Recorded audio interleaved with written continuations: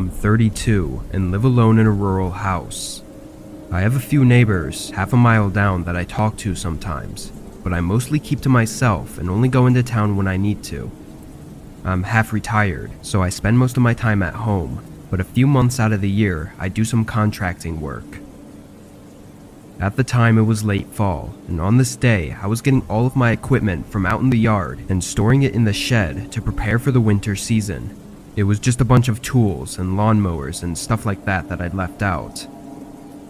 Anyway, while I was outside, I saw something unusual. A man was walking along the road that connected to my driveway. He had nothing on him, no backpack or camping gear.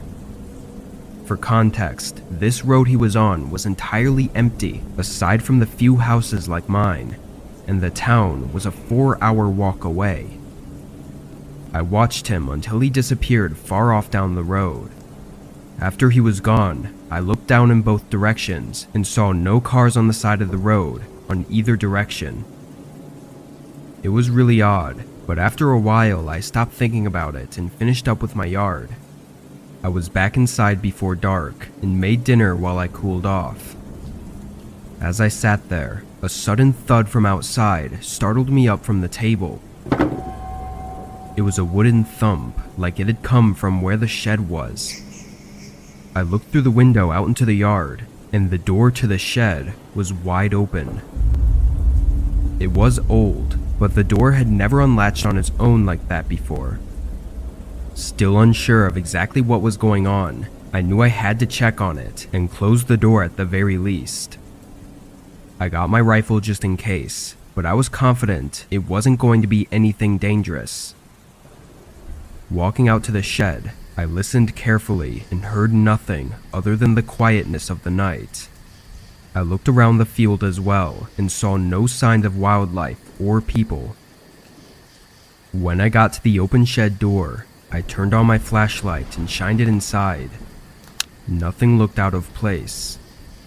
I stepped in and did a more thorough search for any animals hiding, but still there wasn't anything. I closed the door to the shed and made sure it was secure, then started walking back. As I made my way through the field toward my house, an eerie feeling grew inside me. I didn't know what it was, but it continued to grow as I reached the front door. I stepped in and locked the door behind me. As I walked into the hallway, I saw a shoe print right on the floor. I flicked on the light, and going across the hallway was a line of dirty shoe prints leading up to the spare bedroom.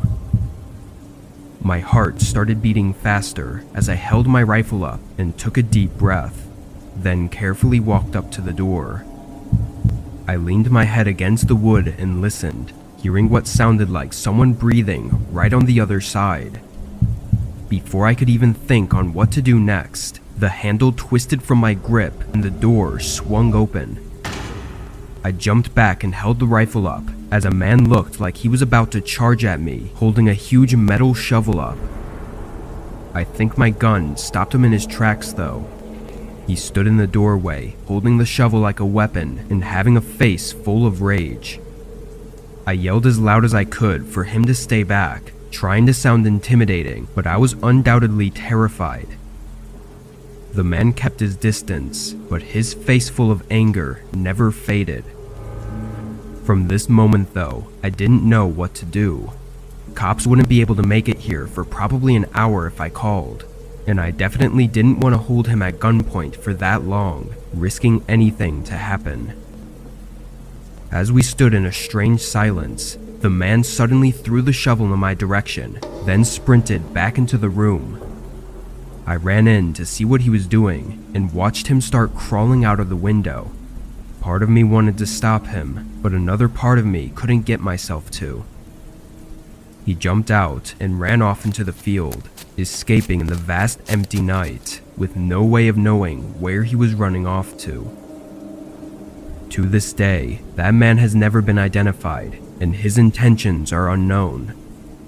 All I can say is that if I hadn't had my rifle in my hands, or if he had gotten the jump on me, I likely wouldn't be here today.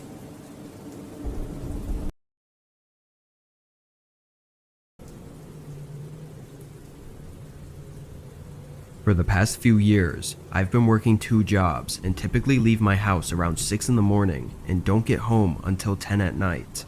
Then I sleep, and on most days I repeat that same schedule. Unfortunately, that's just the situation I've been in for a while, but this happened just a couple months ago. I'd come home one night and did what I usually do, which is shower and get ready for bed. But while I was in the shower, I heard some movement that sounded like it was just outside the bathroom door.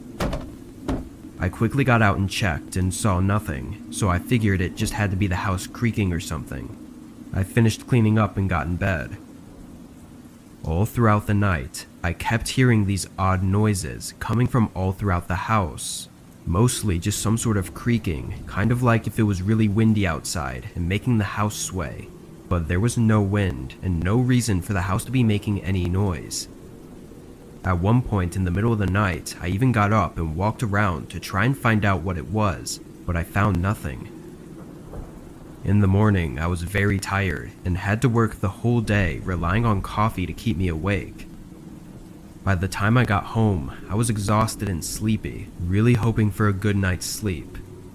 I went right upstairs and turned the shower on, but before I even got in, I heard something outside the bathroom door again. This time I was sure it was right outside the door, and it sounded like it passed right by and left the bedroom. Although as unlikely as it was, it really sounded like something had moved across my room. I knew I had to look to see if someone was there, but I was feeling really uneasy. When I did finally get the courage to look, I didn't see anything. I walked through the whole house and did a quick look around each room, but I was convinced it had to be something odd going on inside the walls or under the floorboards.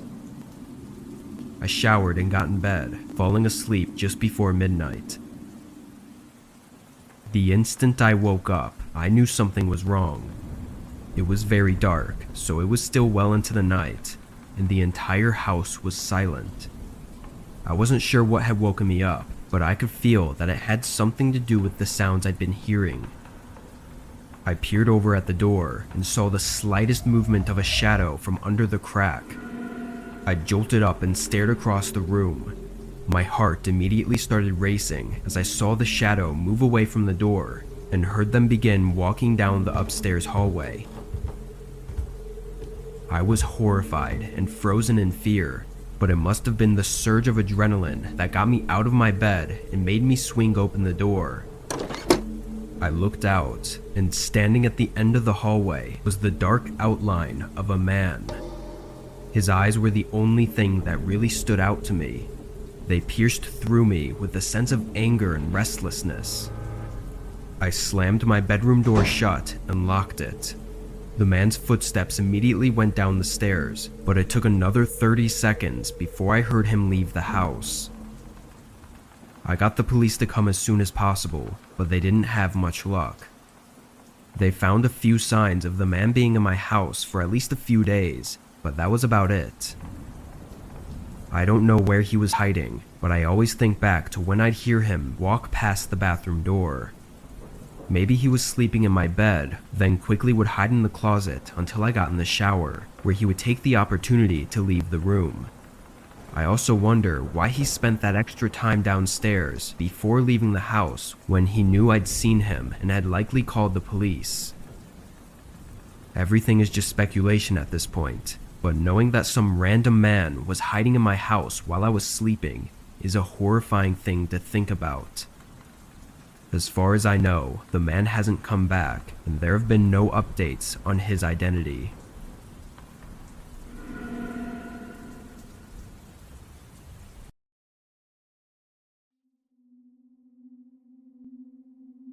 This was 2 years ago, in the middle of spring. I had taken time off work to go camping at a small lake in northern Minnesota. It was a place I'd been to a couple of times, with friends or family that decided to join me, but this time it was just me. The hike to get there took about 2 hours, but it wasn't too rigorous, mostly just flat trail all the way there. I set up my tent and other things a bit into the woods so as to not be right up against the lake. Then I unfolded my chair, popped open a beer, and listened to the calm sounds of the water and the birds chirping. It was already late into the day, so I didn't have much time before the sun started going down. I always enjoyed nighttime in the woods though. It was always so quiet and almost felt freeing in a way. I don't know how else to describe it. However, this night was different. Once the sun went down, I built up a campfire and continued relaxing. Yet, this feeling came over me that usually didn't happen. I felt like I was being watched. I kept looking around at the trees and the darkness that surrounded me, having this uneasy, almost paranoid feeling. I was never like this, so I wasn't sure what was going on. Every time I looked around though, I didn't see anything at all. The problem was that it was so dark, I'm not sure I would have been able to see anything, even if there was something, or someone out there, watching me. Of course, with no real reason to feel the way I did my best to suppress the thoughts and try to ease my mind away from it. Eventually, I was able to distract myself by thinking about some personal stuff I had going on in my life. It wasn't a fun distraction, but I guess it was better than being paranoid. Hours passed. I want to say it was about 10 or 11 by this point, when there was a very sudden and loud crack in front of me, like a large stick snapping under heavy weight from somewhere right ahead of me. It was pitch black out there. I couldn't see anything. The sound was so loud though, it echoed across the woods. A shiver ran through me. It sounded like something heavy stepping on a branch. Was it a large animal, or was it a person? I wasn't sure which I was more afraid of. I pulled out my bear spray, then called out, "Hello? Someone out there?" There was not even the slightest sound in response to my voice. I couldn't help but feel like if it were a large animal, I would have heard them walking around, brushing up against the bushes and crunching the leaves. I kind of just sat there for a minute, staring out into the dark and waiting to see or hear something, before I'd remembered I'd brought a flashlight with me.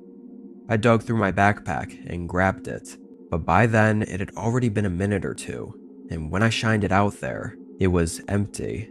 Nothing out there at all. Obviously, I was starting to feel paranoid again, but this time it felt justified. I quickly tended to the fire, adding in some more wood to make sure it didn't burn out and stayed bright enough to light up my campsite. Every couple minutes, I turned my flashlight back on and just scanned the area. Then, one time I turned it on, I immediately saw something at the far end of the light. It was a person, definitely a man. They were freakishly tall, not like inhuman or anything, but maybe like 6'5". They instantly moved out of the light, going further back where the light couldn't reach. My adrenaline was pumping. Had my gut feeling been right this whole time? I thought back to the sound I heard earlier and how it sounded like something large, enough to make such a loud crack sound. The guy I saw was huge. At that height, he was probably 250 pounds at least. It had to have been him, which means he was out there watching me for who knows how long. I panicked, taking down my tent and shoving my belongings into my backpack. I knew which way he ran from the light, so I ran off in the opposite direction, which also happened to be back toward my car. After a while, I felt safe enough to turn on my flashlight on the dim setting and walk the rest of the way. While I walked, I tried to think up reasons for him being out there. Something definitely would have happened, I have no doubt about it. But the guy was huge. Why didn't he just attack me or rob me right away? Why wait and watch me? The only thing I could think of is if he might have been trying to see if I had a gun or weapon on me. Or he could have just been waiting for me to go to sleep. I got back to my car and drove home. I still go out camping, but it's never been the same since that night. Now I always have that paranoid feeling, like I'm being watched from somewhere that I can't see. Hopefully it's just a feeling.